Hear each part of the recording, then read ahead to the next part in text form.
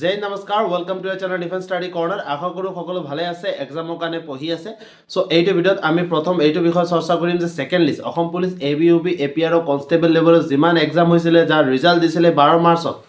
সেইটো second list আহিবনে নাই আৰু আহিব যদি কেতিয়া আহিব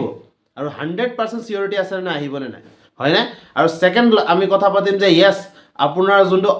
SLPRB অফিচিয়েল ৱেবছাইট আছিলে তাত Assam police ABUP APR constable লেভেলৰ যিমান পদ আছিলে সেইটো ৰিটেন এক্সাম যোনটো নটিচ আহিছিলে 6 তাৰিখে আপোনাৰ ৰিটেন এক্সাম হ'ব আৰু 1 তাৰিখে ৰাতিপুৱা 11টা বজাত আপুনি এডমিট কাৰ্ড ডাউনলোড কৰিবলৈ পাৰিব এইটো নটিচটো কিয় ডিলিট কৰা হ'ল এইটো নটিচটো কিয় এতিয়া SLPRB অফিচিয়েল ৱেবছাইটত নাই কাৰণটো কি এইটো নটিচ ডিলিট কৰাৰ কাৰণটো এক্সাম পষ্টপন কৰিছে নেকি এক্সাম কেনসেল কৰিছে নেকি এভৰিথিং আপুনি ভিডিঅ'ত গম পাই যাব ওকে বাট য়েছ বিফৰ ৱাচিং দ্য ভিডিঅ' মনত ৰাখিব যে এভৰি ইনফৰমেশ্যন আমি যোনটো আপোনাৰ লগত শ্বেয়াৰ কৰিম সেইটো উইথ প্ৰপাৰ এনালাইচিছ হয় হয়নে আমি আপোনাৰ লগত নিজৰ পইণ্ট অফ ভিউ শ্বেয়াৰ কৰি আছোঁ নিজৰ এনালাইচিছ শ্বেয়াৰ কৰি আছোঁ নিজৰ থিংকিং থট প্ৰচেছ শ্বেয়াৰ কৰি আছোঁ বাট এইটো 100% চিয়ৰিটি নহয় যে আমি যোনটো কথা কৈ আছোঁ আপোনাক সেইটো 100%ই হ'ব বাট য়েছ আমাক যোনটো লাগি আছে আমাক যোনটো আমি এতিয়া চিনেৰিঅ' দেখি পেলাই যি কনক্লুজন ওলাব পাৰিছোঁ সেইটো আপোনাৰ লগত শ্বেয়াৰ কৰি আছোঁ প্ৰথমতে মই ক'ব বিচাৰোঁ ছেকেণ্ড লিষ্ট আহিবনে নাই আমাৰ দুটা গ্ৰুপ আছে কেণ্ডিডেটৰ প্ৰথম গ্ৰুপে কি কৈ আছে ছেকেণ্ড লিষ্ট আহিব লাগে বিকজ দেয়াৰ নাম অহা নাই কাট অফ লিষ্টত সিহঁতে বহুত প্ৰেক্টিছ কৰিছিলে বহুত হাৰ্ড ৱৰ্ক কৰিছে কিন্তু কাট অফ লিষ্টত অহা নাই নাম সেইকাৰণে সিহঁতে কি কৈ আছে ছেকেণ্ড লিষ্ট আহিব লাগে ছেকেণ্ড গ্ৰুপ অফ পিপল আছে যোনে কৈ আছে ছেকেণ্ড লিষ্ট আহিব নালাগে কাৰণটো কি সিহঁতৰো নাম আহিছে আৰু কিবা এটা সিহঁতৰ যোনটো ৰিজন আছে সেইটো ৰিজনৰ কাৰণে সিহঁতে কৈ আছে ছেকেণ্ড লিষ্ট আহিব নালাগে অ'কে এটা দুটা পক্ষই কাৰেক্ট ওকে আমি এটা পক্ষ কাৰেক্ট এটা পক্ষ ৰং এটা সাইড কাৰেক্ট এটা সাইডৰ কথাটো কাৰেক্ট আৰু আন সাইডৰ কথাটো ৰং হেতু ক'ব নোৱাৰি both group of people are correct এইফালে যোনটো গ্ৰুপ কেণ্ডিডেট গ্ৰুপে কৈ আছে যে আহিব লাগে নাম হয় কাৰণ সিহঁতেও বহুত হাৰ্ড ৱৰ্ক কৰিছিলে কাটঅফটো হাই গৈছে চ' সিহঁতে বহুত মনত দুখ পাইছে বেজাৰ পাইছে সেইকাৰণে সিহঁতে কৈ আছে যে আমি যিমান কষ্ট কৰিছিলোঁ সেইটো ফল আমাক লাগে এটলিষ্ট আমাক ৰিটাৰ্ণ দিবলৈ আমাৰ যোনটো আমি প্ৰেক্টিছ কৰিছিলোঁ ৰিটাৰ্ণৰ কাৰণে আমি যোনটো ৰিটাৰ্ণৰ কাৰণে পঢ়ি আছিলোঁ এটলিষ্ট সেইটো শ্ব' আপ কৰিবলৈ আমাক এটা চান্স দিব লাগে অ'কে সেইটো কাৰেক্ট হয় ছেকেণ্ড কথা এইবাৰে যোনটো কেণ্ডিডেট কৈ আছে যে নাম আহিব নালাগে ল'ৰাবিলাকৰ ছেকেণ্ড লিষ্ট আহিব নালাগে সেইটো কাৰেক্ট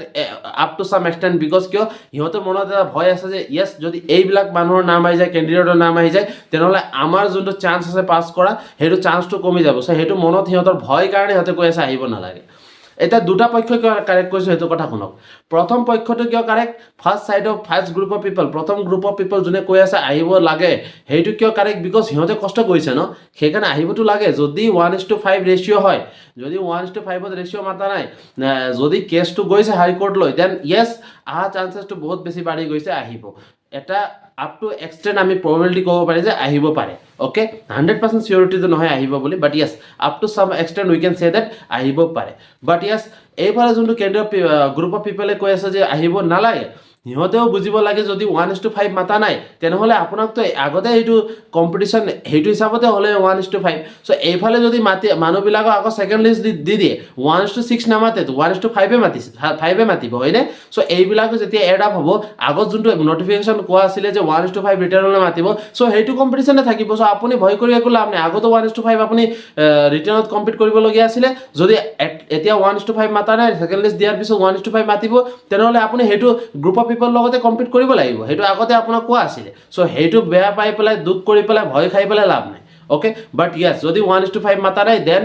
যদি 1:5 মাতিছে দেন আপোনাৰ ছেকেণ্ড লিষ্টটো নাহে সেইটো 100% কনফাৰ্মেশ্যন এতিয়াৰ কাৰণে এভৰিথিং আপোনাৰ ডিটেইলত মই বুজালোঁ এতিয়া কথা পাতোঁ যে ছেকেণ্ড লিষ্ট যোনটো আহিব সেইটো সম্ভাৱনা কিয় এতিয়া বাঢ়িছে বুলি কৈ আছে মানুহবিলাকে বিকজ যোনটো আপোনাৰ নটিচ আছিলে আপোনাৰ 6 তাৰিখ এক্সাম হ'ব বুলি 6 এপ্ৰিলত সেইটো নটিচটো কিয় ডিলিট কৰা হ'ল SLPRB অফিচিয়েল ৱেবছাইটৰ পৰা সেইটো নটিচটো কিয় গায়ব হৈ গ'ল এতিয়া নটিচটো কিয় নাই কাৰণটো কি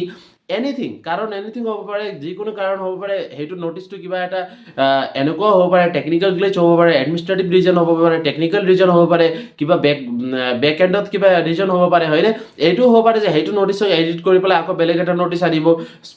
ডেটটো চেঞ্জ নহয় সেইটোও হ'ব পাৰে কিয় ডেটটো চেঞ্জ হ'বও পাৰে চ' প্ৰবেবিলিটি বহুত আছে বাট য়েছ এটা কথা ক'ব পাৰি যে এতিয়াৰ কাৰণে প্ৰবেবিলিটি এইটো যে আপোনাৰ এক্সামটো 6 তাৰিখে হ'ব যদি দুবাৰ নটিচ আহিছে প্ৰথম যদি নটিচ পষ্টপন হ'লে ছেকেণ্ড নটিচ আহিছে দেন থাৰ্ড নটিচ আহিবলৈ বহুত এটা চান্সেছটো কমি যায় সেইটো মনত ৰাখিব গম পাইছেনে মই কি কৈ আছোঁ এবাৰ মিষ্টেক হয় দুবাৰ হয় তিনিবাৰ মিষ্টেক নহয় মানুহৰ ঠিক আছে আৰু সেইটোতো বহুত ডাঙৰ অৰ্গেনাইজেশ্যন হয় SLPRB অসম আৰক্ষী বিভাগ বহুতেই ডাঙৰ হয় ঠিক আছে চ' ইমান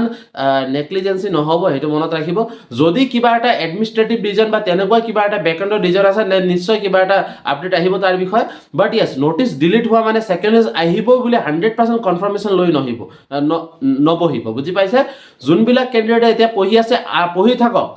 এতিয়া ভালকে পঢ়ি থাকক এইবিলাক মনত লৈ লাভ নাই যে এক্সাম নহ'ব মই পঢ়ি পেলাই কি কৰিম এইটো কেনেকুৱা নহয় কেতিয়াও নহয় বিকজ পঢ়াটো কেতিয়াও এনেই নাযায় বুজি পাইছে আৰু যোনবিলাক কেণ্ডিডেটে অলপ হোপ আহিছে যে য়েছ আমাৰো নাম আহিব পাৰে সিহঁতেও পঢ়ি থাকক যদি ছেকেণ্ড লিষ্ট আহে সিহঁতেও চান্স পাব আৰু যোন গ্ৰুপ অফ পিপলে কৈ আছে যে ভয় লাগিব ছেকেণ্ড লিষ্ট আহিলে আমাৰ চান্স কমি যাব নাম আহা মনত ৰাখিব 1:5 আগতো আছিলে ছেকেণ্ড লিষ্ট অহাৰ পিছতো 1:5 থাকিব বুজি পাইছেনে চ' কোনো ভয় কৰিবলৈ লাভ নাই এনেও কমপ্লিট কৰিবলগীয়া আছিলে 1:5 এটা পোষ্টৰ কম্পিটিশ্যনত 5জন এনেও থাকিলে হয় ৰিটাৰ্ণৰ কাৰণে যদি সেইটো নাছিলে তেন নেক্সট ছেকেণ্ড লিষ্ট অহাৰ পিছত সেইটো হৈ যাব বুজি পাইছে যদি ছেকেণ্ড লিষ্ট আহে চ' এতিয়াৰ কাৰণে একো কনফাৰ্মেশ্যন নাই যে ছেকেণ্ড লিষ্ট আহিব বুলি বাট য়েছ পঢ়াটো কণ্টিনিউ ৰাখক আৰু আপোনাৰ সকলো কাৰণে আমি ইবুক ডিজাইন কৰিছোঁ এইটো হয়